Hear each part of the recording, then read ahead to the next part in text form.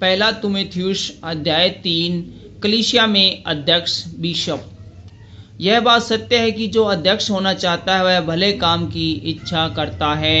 यह आवश्यक कि अध्यक्ष निर्दोष और एक ही पत्नी का पति, संयमी, सुशील, सभ्य, अतिथि सत्कार करने वाला और सिखाने में निपुण हो, पियक्कड़ या मारपीट करने वाला न हो, वरन कोमल हो और न झगड़ालू और न धन का लोभी हो, अपने घर का अच्छा प्रबंध करता हो और अपने बाल बच्चों को सारी गंभीरता से अधीन रखता हो।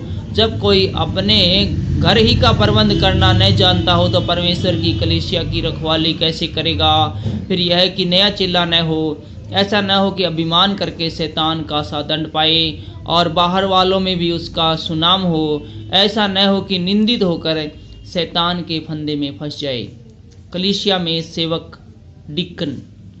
वैसे ही सेवकों को भी गंभीर होना चाहिए, दोरंगी, पियक्कड़पन और नीच कमाई के लोभी न हो, पर विश्वास के भेद को शुद्ध विवेक से सुरक्षित रखे और ये भी पहले परखे जाएं, तब यदि निर्दोष निकले तो सेवक का काम करे। इसी प्रकार से स्त्रियों को भी गंभीर होना चाहिए, दोष लगाने वाली न हो, पर सचेत और सब बातों में विश्वास योग्य हो। सेवक एक ही पत्नी के पति हों और बाल बच्चों और अपने घरों का अच्छा प्रबंध करना जानते हो, क्योंकि जो सेवक का काम अच्छी तरह से कर सकते हैं वे अपने लिए अच्छा पद और उस विश्वास में जो मसीह यीशु पर है बड़ा साहस प्राप्त करते हैं।